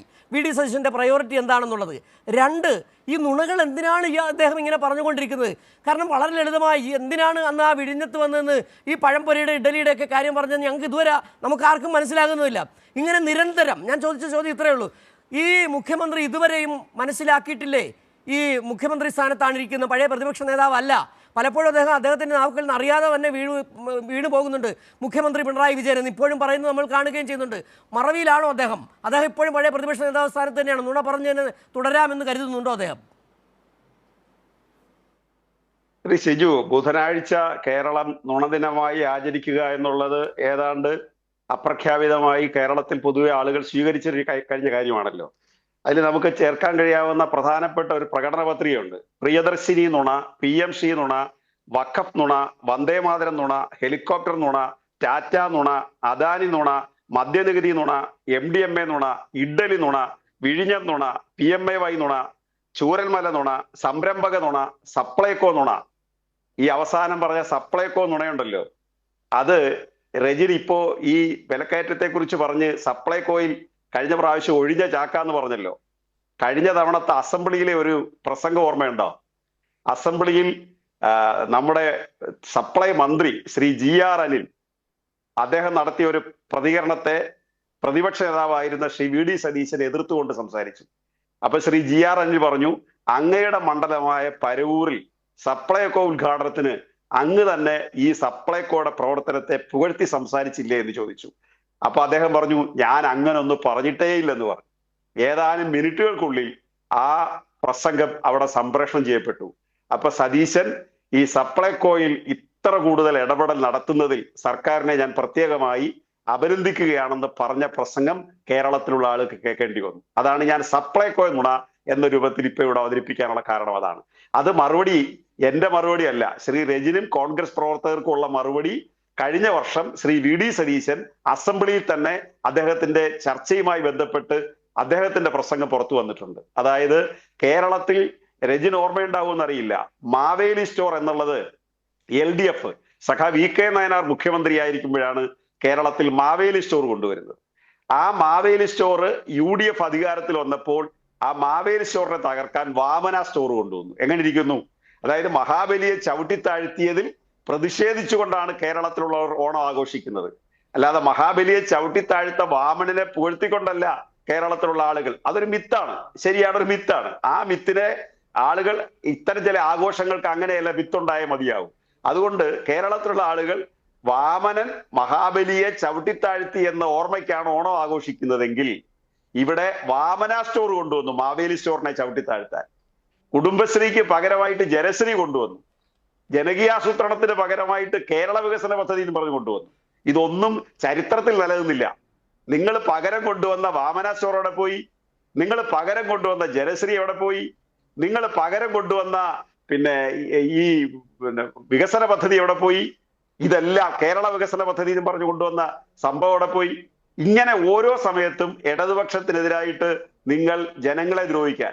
ഇപ്പൊ അങ്ങ് പറയുകയാണ് ഞങ്ങളുടെ പ്രയോറിറ്റി, ശ്രീ രതീഷ് സാർ ചോദിച്ചതിന് മറുപടി, ഞങ്ങളുടെ പ്രയോറിറ്റി ജനങ്ങളാണെന്ന്. നിങ്ങളുടെ പ്രയോറിറ്റി മൃഗങ്ങളാണെന്ന് ഞങ്ങൾ വല്ലവരും പറഞ്ഞു. നിങ്ങളുടെ പ്രയോറിറ്റി ജനങ്ങളല്ലേ? ജനങ്ങളിൽ ഏത് വിഭാഗത്തിനും ആ ക്വസ്റ്റ്യൻ മനസ്സിലാകാത്തത് എന്താ? ഏറ്റവും ദുർബലരായ മനുഷ്യരെ നിങ്ങൾ ചേർത്ത് പിടിക്കുന്നോ? നിങ്ങൾ 2 മാസത്തെ അഡ്വാൻസ് എന്തുകൊണ്ട് 62 ലക്ഷം പെൻഷൻകാർക്ക് കൊടുക്കുന്നില്ല? നിങ്ങളുടെ കാലത്ത് 32 ലക്ഷം പേരെ ഉള്ളായിരുന്നു പെൻഷനേഴ്സ്. അതെങ്ങനെയാണ് 10 കൊല്ലം കൊണ്ട് 62 ലക്ഷമായി മാറിയത്? ആ 62 ലക്ഷം പേർക്ക് പെൻഷൻ കൊടുക്കുമ്പോൾ വളരെ ചുരുങ്ങിയ ഏതാനും കോടി രൂപ മാത്രമാണ് 200-300 രൂപ 80 വയസ്സിന് മുകളിലുള്ളവർക്കും ചില പ്രത്യേക വിഭാഗത്തിന് മാത്രമാണ് സെൻട്രൽ ഗവൺമെന്റ് സഹായം. ആ സഹായം ഇവിടെ തരുന്നതിന്റെ പേരിൽ എന്തെല്ലാം കോപ്രായങ്ങളാണ് കാട്ടിക്കൂട്ടിയത്. സംസ്ഥാന ഗവൺമെന്റിന് പെൻഷൻ കൊടുക്കാൻ ഞങ്ങൾ പ്രത്യേകം പെൻഷൻ സെക്യൂരിറ്റി ഫണ്ട് ഉണ്ടാക്കി. അതിനെ കടത്തിന്റെ പരിധിയിൽ കൊണ്ടുവന്ന് അന്ന് നിങ്ങൾ കേന്ദ്ര ഗവൺമെന്റിനെ സപ്പോർട്ട് ചെയ്തേ. ഇപ്പൊ നിങ്ങൾ കേരളം കടക്കണിയിൽ ശ്രീലങ്കയെ പോലെ ആകാൻ പോകുന്നു കേരളം, അല്ലേ? കഴിഞ്ഞ കുറെ വർഷങ്ങളായിട്ട് നിങ്ങൾ കേരളത്തിൽ ആചരിച്ച ഒരു ചടങ്ങല്ലേ അത്, കടമെടുപ്പുമായി ബന്ധപ്പെട്ട് 6000 കോടി ബാക്കി വെച്ചിട്ട് ഞങ്ങൾ ഇറങ്ങിപ്പോയെന്നുള്ളത് നിങ്ങളുടെ വൈറ്റ് പേപ്പറിലൂടെ വെളിപ്പെടുത്തേണ്ടി വന്നല്ലോ, ധവളപത്രത്തിലൂടെ. ഇപ്പൊ എത്രയാ കടമെടുത്തിരിക്കുന്നേ? 20,000-ഓളം കോടി രൂപ. കേരളം കടക്കണിയിൽ നിന്ന് ആക്ഷേപിച്ച നിങ്ങൾ അധികാരത്തിൽ വന്നിട്ട് എടുത്തിരിക്കുന്ന കടം 20,000-ഓളം കോടി രൂപ. അതിന്റെ പരിധി അടുത്ത ഡിസംബർ വരെയുള്ള പരിധി ഇപ്പൊ കഴിഞ്ഞിരിക്കുകയാണ്. കടമെടുപ്പിന്റെ പരിധി കഴിഞ്ഞിരിക്കുകയാണ്. കാക്ക വിചാരിച്ച് പുട്ടാന്ന് കൊത്തി നോക്കിയപ്പോഴാ കുപ്പായമെന്ന് മനസ്സിലായേ. കരയിൽ ഇരുന്നുകൊണ്ട് കളിക്കാൻ നല്ല സുഖമായിരുന്നു. ഒരു അന്തരീക്ഷത്തിൽ വരച്ച ഒരു 300 വീടുണ്ടല്ലോ രജിനെ, ഓണക്കാലത്തെങ്കിലും ഒന്ന് ഉറപ്പിക്കണമല്ലോ. അന്തരീക്ഷത്തിൽ വരച്ച ഒരു 300 വീടുണ്ടല്ലോ, ഒരു 3 വീട് കൊടുത്തോ? ചൂരൽമല ദുരന്തവുമായി ബന്ധപ്പെട്ട് കഥകളൊന്നും ഓർപ്പിക്കല്ലേ. ഒരു 3 ഞങ്ങൾ പ്രഖ്യാപിച്ചതിൽ 300 വീട്, 100 വീട് കർണാടകത്തിൽ നിന്ന് വരുന്നു, 100 വീട് ദേവലോകത്ത് നിന്ന് വരുന്നു, 100 വീട് പാതാളത്ത് നിന്ന് വരുന്നു. തീർന്നില്ലേ? ഞാൻ അതിനൊരു ഉദാഹരണമായിട്ട് നമ്മുടെ കൊച്ചിൻ ഖലീഫയുടെ ഡയലോഗ് പണ്ട് പറഞ്ഞായിരുന്നു. ഇതേ ചാനലിൽ പറഞ്ഞുകൊണ്ട് ഞാൻ ആവർത്തിക്കുന്നില്ല. നമ്മുടെ ബോട്ടിന്റെ കഥ, ബാക്കി പൈസ എപ്പോ തരുമെന്ന് കൊച്ചിൻ ഖലീഫ ജനാർദ്ദനോട് ചോദിച്ച കഥയുണ്ട്. അതുപോലെ ഈ ഓണക്കാലത്തെങ്കിലും പറയാമോ നിങ്ങൾക്ക് ആ 300 വീടിന്റെ കഥ? നിങ്ങൾ ഈ പ്രിയദർശിനിയുടെ പേര് മാത്രം പറഞ്ഞുകൊണ്ടിരിക്കുമ്പോ അതിൽ തന്നെ നിങ്ങൾ വലിയ നുണയല്ലേ? രജിൻ അത് പറയാനുണ്ട്, ആ 300 വീടിന്റെ കഥ ഒന്ന് രജിൻ കൈ ഉയർത്തി കാണിക്കുന്ന. അദ്ദേഹം പറഞ്ഞോട്ടെ, അല്ല ഒരു കാര്യം കൂടെ, അല്ലെ അദ്ദേഹം പറഞ്ഞോട്ടെ, ഞാൻ ഒരു കാര്യം കൂടെ പറഞ്ഞങ്ങ് അവസാനിപ്പിക്കാം. 6 ലക്ഷം കിറ്റാ കൊടുക്കണ്ടേ? ശരി, രജിനെ ഒന്ന് തിരക്കി നോക്ക്. ഈ ചർച്ച കേട്ടുകൊണ്ടിരിക്കുന്ന കിറ്റ് ലഭിക്കേണ്ട ആളുകൾ 1 ലക്ഷത്തിൽ താഴെ കിറ്റ് ഇതുവരെ അവരുടെ കയ്യിൽ കിട്ടിയിട്ടുള്ളൂ.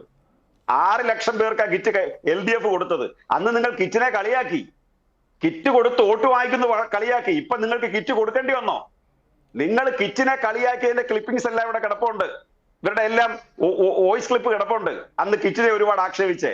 6 ലക്ഷം പേർക്ക് കിറ്റ് കൊടുത്ത് ദുർബലരായ മനുഷ്യരെ ഓണക്കാലത്ത് ചേർത്ത് പിടിക്കാൻ. നിങ്ങളതിപ്പോ 1 ലക്ഷത്തി താഴെ പേർക്ക് മാത്രമേ കയ്യിൽ കിട്ടിയിട്ടുള്ളൂ. സഞ്ചി കിട്ടിയില്ലെന്നാ പറഞ്ഞ്. സഞ്ചി ഇല്ലെങ്കിൽ പിന്നെ കിറ്റ് കൊടുക്കാൻ പറ്റത്തില്ലല്ലോ. അതുകൊണ്ട് സഞ്ചിയില്ല. സഞ്ചിയുടെ ഉത്പാദനം അന്തർദേശീയമായി തന്നെ നിലച്ചു കഴിഞ്ഞിരിക്കുക സതീശൻ വന്നതിന് ശേഷം. ഇനി അങ്ങ് പറഞ്ഞാട്ടെ. ശരി രജിൻ. നോക്കൂ, ഇതിനകത്ത് PK ഗോവൻ പറയുന്നത് എന്താ കോൺഗ്രസ് വീട് വെച്ച് കൊടുക്കുന്നതിൻ്റെ കാര്യമാണ്. അദ്ദേഹത്തിനോട് ഞാൻ പറയാം, നമുക്ക് ഒന്നിച്ചു പോകാം വയനാട്ടിലേക്ക് കോൺഗ്രസ് നിർമ്മിക്കുന്ന വീടുകൾ കാണുവാൻ വേണ്ടി. വന്നു കഴിഞ്ഞാൽ അദ്ദേഹത്തിനെ ഞാനും കൊണ്ട് കാണിക്കാം. കോൺഗ്രസുമായി ബന്ധപ്പെട്ട് ഈ മുണ്ടക്കയം ചൂരൽമല പ്രദേശത്ത് നഷ്ടപ്പെട്ടവർക്ക് ഞങ്ങൾ പറഞ്ഞ വാക്ക് പാലിക്കുന്നതുമായി ബന്ധപ്പെട്ട് വീട് വെക്കുന്നതുമായി ബന്ധപ്പെട്ട് സർക്കാരിന്റെ എത്ര വീടുകൾ പണിഞ്ഞുകൊണ്ടിരിക്കുന്നു കോൺഗ്രസ്? പറഞ്ഞ വാക്കുകൾ പാലിക്കാൻ അവിടെ എത്ര പേർക്കാണ് വീട് വേണ്ടുന്നത് അത്രയും സ്ഥലം അല്ല.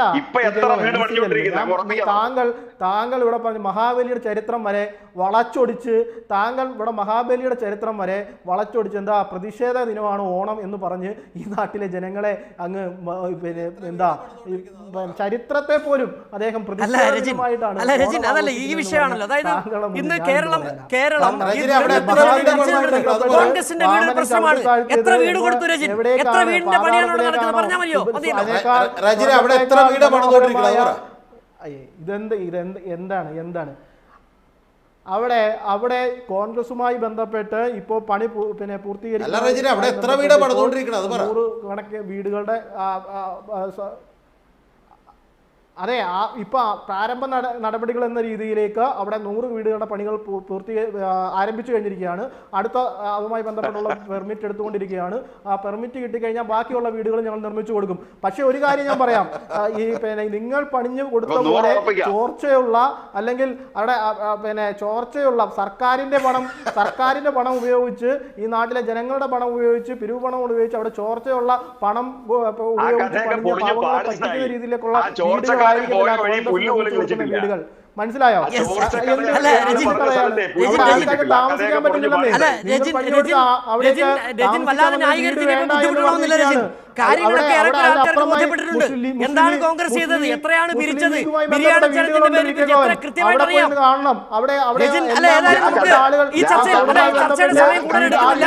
ഒരുപക്ഷെ പിന്നീട് ഒരു ദിവസം ശ്രീ പി കെ ഗോപൻ പിന്നീട് ഒരു ദിവസം രജിൻ നമ്മളെ തന്നെ വിളിക്കും. പി കെ ഗോപനെയും രതീഷ് ചക്രപാണിയെയും വിളിക്കും ആ വീടുകളുടെ നിർമ്മാണം കാണാൻ. മനസ്സിലായി രജിൻ. ശ്രീ രതീഷ് ചക്രപാണി വരാം, ചർച്ചയിലേക്ക് വരാം. ശ്രീ രതീഷ് ചക്രപാണി രജിനിലേക്ക് വരാം. ശ്രീ രതീഷ് ചക്രപാണി, അതായത് ഈ രക്തസാക്ഷി ഫണ്ട് മുഖ്യവരെ വരെ സംരക്ഷിച്ചുകൊണ്ട് രജിൻ ഈ വീടിന്റെ കാര്യമൊക്കെ ഓണം വരെ പ്രതിഷേധ ദിനമായി അല്ല ഓണം വരെ പ്രതിഷേധ ദിനമാണ് എന്ന് പറയുന്നതിൽ എന്ത് ധാർമ്മികതയാണ് ഉള്ളത് എന്നുള്ളതാണ്. അദ്ദേഹം ചരിത്രത്തെ പോലെ അങ്ങ് മറിച്ചു കളഞ്ഞേക്കാം. മഹാബലിയെ ചവിട്ടിത്താഴ്ത്തതും അത് എങ്ങോട്ടാണ് ചവിട്ടിത്താഴ്ത്തിയതെന്നും അദ്ദേഹത്തിന്റെ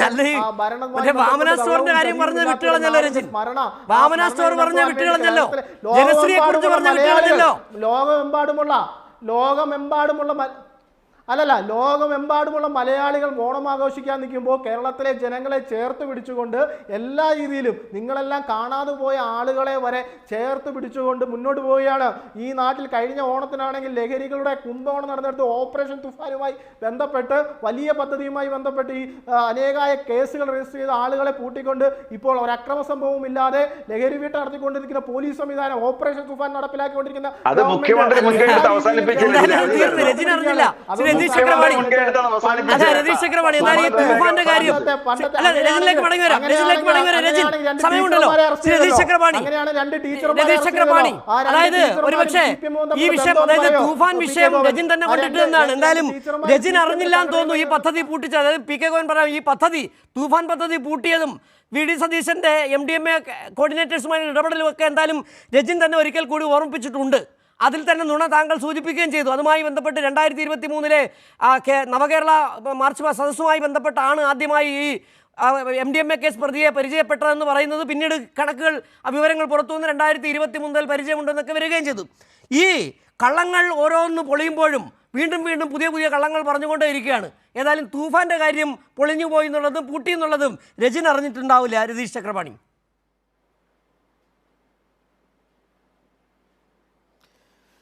താങ്കളുടെ ചോദ്യത്തിലേക്ക് വരുന്നതിന് മുമ്പ് ഞാനൊരു 2 കാര്യങ്ങളൊന്ന് പറഞ്ഞോട്ടെ. ഏറ്റവും ആദ്യം സിജു, താങ്കൾ എന്നോട് പറഞ്ഞത് ഇപ്പം ലൈഫ് മിഷൻ്റെ വീടുകളിൽ എംബ്ലം പതിക്കുന്നത് ഞാൻ വിട്ടുപോയതായിരിക്കും എന്ന് പറഞ്ഞു. ഞാൻ വിട്ടുപോയതല്ല, യഥാർത്ഥത്തിൽ അതെല്ലാം കൂടി പറയാൻ സമയമില്ലാത്തതുകൊണ്ടാണ് ഒന്ന്. രണ്ടാമത്തത് അല്ല ഞാൻ പറഞ്ഞോട്ടെ, കണക്ക് 51 ഞാൻ നോക്കി, താങ്കൾ കൃത്യമായി കണക്കെടുത്തിട്ടുണ്ട്. 51 നുണകൾ, അത് വളരെ കൃത്യമായ കണക്കാണ്. പിന്നെ ചെറിയ കള്ളങ്ങൾ അതുകൂടി കൂട്ടുമ്പോൾ ഏകദേശം 100 കണക്ക് വരും. താങ്കൾ കൃത്യമായി സ്റ്റഡി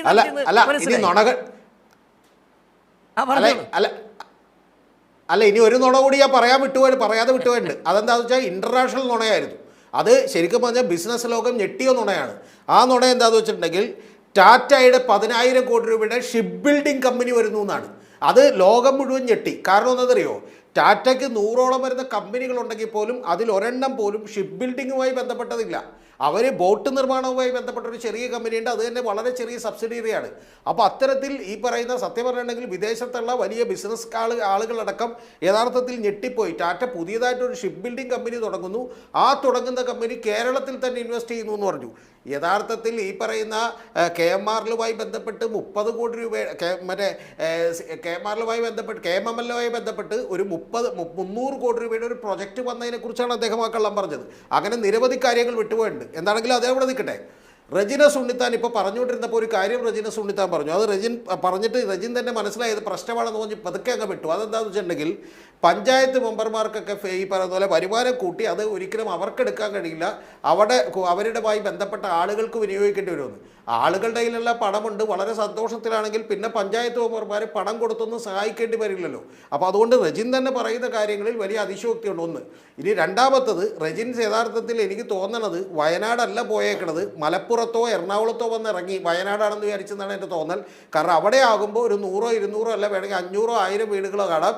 ഈ 100 വീടുകൾക്ക് പെർമിറ്റ് പോലും അവിടെ കിട്ടിയിട്ടില്ല. റജിൻ വെറുതെ കള്ളം പറയരുത്. കാരണം ഉത്തരവില്ലാത്തതുകൊണ്ട് വെറുതെ അങ്ങോട്ട് 100 വീടെന്ന് പറയരുത്. ഒരു 100 വീടിൻ്റെ പണിയും അവിടെ തുടങ്ങിയിട്ടില്ല. പിന്നെ ഞാനും റജിനൊക്കെ ഒരുമിച്ച് പോകാൻ തയ്യാറാണ്. പക്ഷേ അതിന് മുമ്പ് റജിൻ ആദ്യം പോയെന്ന് കണ്ടിട്ട് വരൂ, എന്നിട്ട് റജിൻ്റെ കണ്ണുകൾ വിശ്വസിപ്പിക്കാൻ കഴിയുമെങ്കിൽ മാത്രം ഞങ്ങളെ കൂടി വന്ന് വിളിക്കൂ എന്നാണ് എനിക്ക് പറയാനുള്ളത്. ഇനി അടുത്തൊരു കാര്യം എന്ന് പറയുന്നത്, ഈ ക്ഷേമ സ്ഥാപനങ്ങളിലെ അന്തേവാസികൾക്ക് ഓണക്കിറ്റുകൾ അത് കഴിഞ്ഞ തവണ പിണറായി വിജയൻ എന്ന് പറഞ്ഞ പ്രതിപക്ഷ നേതാവ് തന്നെ വന്ന് പത്രസമ്മേളനം നടത്തിയപ്പോൾ പറഞ്ഞത് 6 ലക്ഷം കിറ്റുകൾ കൊടുത്തു എന്നാണ്. ഇത്തവണ കൊടുത്തേക്കുന്നതെന്ന് പറഞ്ഞത് ഏതാണ്ട് 50,000 ചില്ലുവാനും കിറ്റുകൾ മാത്രമാണ്. അതുപോലെ തന്നെ സ്ത്രീ സുരക്ഷാ പെൻഷൻ നമുക്കറിയാം 16 ലക്ഷത്തോളം പേർക്ക് കൊടുക്കാനും 31 ലക്ഷത്തോളം പേർക്ക് കൊടുക്കേണ്ടി വരുമെന്നും കണക്കൂട്ടിയിരുന്ന ഒരു കാര്യമാണ്. അത് അപ്പാടെ തന്നെ നിർത്തലാക്കി, അതില്ലാതാക്കി. സ്കൂൾ കുട്ടികൾക്ക് 5 കിലോ അരി വീതം കൊടുക്കാമെന്ന് പറഞ്ഞു, അത് 4 കിലോയായി ചുരുക്കിയിരുന്നു. പട്ടികവർഗ വിഭാഗങ്ങൾക്ക് ഏറ്റവും പ്രധാനപ്പെട്ട ഒരു കാര്യം നിങ്ങൾ ശ്രദ്ധിക്കണം. പട്ടികവർഗ വിഭാഗക്കാർക്ക് കഴിഞ്ഞ തവണയൊക്കെ ഓണ സമ്മാനമായിട്ട് 60 വയസ്സ് കഴിഞ്ഞ ആളുകൾക്ക് 1000 രൂപ വീതം കൊടുത്തിരുന്നു. ഇത്തവണ 1000 രൂപ വേണ്ടെന്ന് വെച്ചിട്ട് ഒന്ന് കൃത്യമായി പ്രേക്ഷകർ കേൾക്കണം, മുണ്ടു കൊടുക്കാൻ തീരുമാനിച്ചിരിക്കുന്നു. എന്തിന്? അപ്പോൾ ഇത്തരത്തിൽ യഥാർത്ഥത്തിൽ ഇനി ധനസ്ഥിതിയെക്കുറിച്ച് അടുത്ത 9 മാസത്തേക്ക് 32,484 കോടി രൂപ കടമെടുക്കാനാണ് പരിധിയുള്ളതെങ്കിൽ അതിൽ 30,462 കോടിയും കടമെടുത്തു കഴിഞ്ഞു. എന്ന് പറഞ്ഞാൽ 2027 കോടി മാത്രമേ ഇനി കടമെടുക്കാൻ ബാലൻസ് ഉള്ളൂ. ഈ കടമെടുക്കുന്നതിനെക്കുറിച്ച് പരിഹസിച്ചിട്ടുള്ള മുഖ്യമന്ത്രിയാണിത്. യഥാർത്ഥത്തിൽ ഒരു പരിപാടിയും ഇവിടെ നടന്നിട്ടില്ല. ഞാനിപ്പോഴും പറയുന്നു, എനിക്ക് സത്യം പറഞ്ഞാൽ ഈ സ്വപ്നലോകത്താണ് റെജിന സുന്നിത്താന്ന് ചെറിയൊരു സംശയം ഉണ്ടായിരുന്നു പറഞ്ഞു തുടങ്ങിയപ്പോൾ. പക്ഷേ എനിക്കിപ്പോൾ ഉറപ്പായി, കാരണം അദ്ദേഹം വയനാട് 100 വീട് കൂടി പണിയുന്നു എന്ന് പറഞ്ഞപ്പോൾ. യഥാർത്ഥത്തിൽ ഇവിടെ എന്താ സംഭവിക്കുന്നത് എന്ന് ചോദിച്ചാൽ ഇത് യഥാർത്ഥത്തിൽ വികസനത്തിൻ്റെ കാര്യത്തിൽ ജനങ്ങളെ ബാധിക്കുന്ന പ്രശ്നത്തിൻ്റെ കാര്യത്തിൽ ഇത് സംഭവിക്കുന്നു. ഇനി രാഷ്ട്രീയമായി എന്താ സംഭവിക്കുന്നത്? രാഷ്ട്രീയമായി യഥാർത്ഥത്തിൽ കേരളത്തിലെ ആദ്യത്തെ BJP മുഖ്യമന്ത്രിയായി VD സതീശൻ മാറിയിരിക്കുന്നു. ലേബർ കോഡ് മുതൽ ഈ പറയുന്ന സർവകലാശാലകൾ മുതൽ വഖഫ് ബോർഡിലെ വിഷയം മുതൽ യഥാർത്ഥത്തിൽ PM ശ്രീ വരെ വലിയ തോതിലുള്ള മലക്കം മറിച്ചിലുകൾ ഉണ്ടായിരിക്കുന്നു. യഥാർത്ഥത്തിൽ ഇന്ന് വരെ കോൺഗ്രസ്സുകാരായിട്ടുള്ള ആളുകൾ പോലും വലിയ അസംതൃപ്തിയിലാണ്. കാരണം ഇതുപോലത്തെ ഒരു മുഖ്യമന്ത്രി ഉണ്ടായിട്ടില്ല. കാരണം അവർ കോൺഗ്രസ്സുകാരെ കേൾക്കാത്ത, കോൺഗ്രസിൻ്റെ സംഘടനയോട് യാതൊരുവിധ വിധേയത്വവും പുലർത്താത്ത, എനിക്ക് തോന്നുന്നതൊക്കെ ഞാൻ ഇഷ്ടം പോലെ ചെയ്യുമെന്ന് പറയുന്ന, യാതൊരുവിധ ധാർമ്മികതയും പുലർത്താത്ത ഒരു മുഖ്യമന്ത്രി യഥാർത്ഥത്തിൽ ഉണ്ടായിരിക്കുന്നു. കൂട്ടത്തിൽ അദ്ദേഹം ഈ പറഞ്ഞ പോലെ അനുദിനം കേരളത്തിൽ ഇങ്ങനൊരു മുഖ്യമന്ത്രി ഉണ്ടായിട്ടില്ല. നമ്മളിപ്പോൾ K കരുണാകരനുണ്ട്, AK ആന്റണി ഉണ്ട്, നിരവധി ഉമ്മൻചാണ്ടി ഉണ്ടായിരുന്നു, നിരവധി മുഖ്യമന്ത്രിമാരുണ്ടായിരുന്നു. അവരെയൊക്കെ നമ്മൾ പല കാലഘട്ടങ്ങളിൽ വിമർശിച്ചിട്ടുള്ളതാണ്. പക്ഷേ എങ്കിൽ പോലും ഇതുപോലെ പച്ചക്കള്ളം പറയുന്ന ഒരു മുഖ്യമന്ത്രി ഉണ്ടായിരിക്കുന്നു. നിങ്ങളൊന്ന് ആലോചിച്ച് നോക്കും. ഇപ്പോൾ PM ശ്രീയുടെ കാര്യത്തിൽ അല്ലെങ്കിൽ ഈ പറയുന്ന പോലെ മറ്റേതെങ്കിലും ടാറ്റയുടെ 10,000 കോടി വരുന്നു എന്ന കാര്യത്തിൽ ഇതിലൊക്കെ നുണ പറയുമ്പോൾ പോലും എന്തെങ്കിലും തരത്തിലുള്ള ഒരു മേനി നടിക്കലോ ഗുണമോ സ്വന്തമായി ഉണ്ടാകുമെന്നൊന്നും വിചാരിക്കാം. പക്ഷെ അതൊന്നുമില്ലാത്ത മുഖ്യമന്ത്രി വന്ന് 2 കാര്യങ്ങൾ പറഞ്ഞു. ഒന്ന് ഈ പറഞ്ഞ പോലെ പഴംപൊരിയും ഇഡ്ഡലിയും അതുപോലെ പായസവും ഒക്കെ കയറ്റുമതി ചെയ്യുന്നു, സാമ്പാറും ഒക്കെ കയറ്റുമതി ചെയ്യുന്നു എന്ന് പറയുന്നു. കൂടാതെ പറയുന്നു ഇത് 10 കൊല്ലം മുമ്പ് ഇത് നടപ്പാക്കിയിരുന്നെങ്കിൽ, ഒന്ന് ആലോചിച്ച് നോക്കണം, 10 കൊല്ലം മുമ്പ് ഇത് നടപ്പാക്കിയിരുന്നെങ്കിൽ നമുക്കൊരു 10,000 കോടിയോ 20,000 കോടിയോ കൂടി കിട്ടുമായിരുന്നു എന്ന് പറഞ്ഞുകൊണ്ടിരിക്കുകയാണ്. എന്ന് പറഞ്ഞാൽ അനാവശ്യം ഒരു മുഖ്യമന്ത്രി സ്ഥാനത്തിൻ്റെ ഡിഗ്നിറ്റിയും അന്തസ്സും കീപ്പ് ചെയ്യാതെ ഈ പറയുന്ന പോലെ യാതൊരു വിധത്തിലുള്ള ഒരു ധാർമ്മികതയും പുലർത്താതെ യഥാർത്ഥത്തിൽ അദ്ദേഹം തോന്നിയത് പറയുകയും തോന്നിയത് സംസാരിക്കുകയും ചെയ്തു.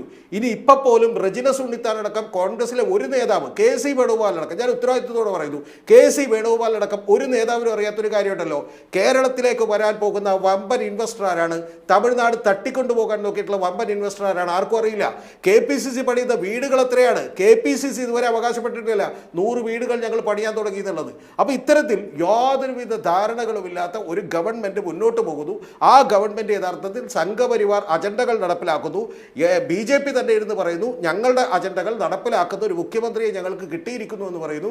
അത്തരത്തിൽ ഞങ്ങൾ ഗവർണർമാരോട് യാതൊരു വിധത്തിലും ഉടക്കുണ്ടാക്കാനില്ല എന്ന് പറയുന്നു. എന്ന് പറഞ്ഞാൽ ജനങ്ങളുടെ താല്പര്യം മുതൽ വികസനം മുതൽ യഥാർത്ഥത്തിൽ രാഷ്ട്രീയ നിലപാടുകൾ മുതൽ നിലപാടില്ലായ്മകൾ മുതൽ കോൺഗ്രസ് പാർട്ടിയുടെ അജണ്ടകൾ മുതൽ എല്ലാം മാറ്റിവെച്ചുകൊണ്ട് പോകുന്ന ആദ്യത്തെ ഒരു മുഖ്യമന്ത്രി ആയിരിക്കും ഇത് എന്നുള്ളതാണ് ശ്രീ PK ഗോപൻ.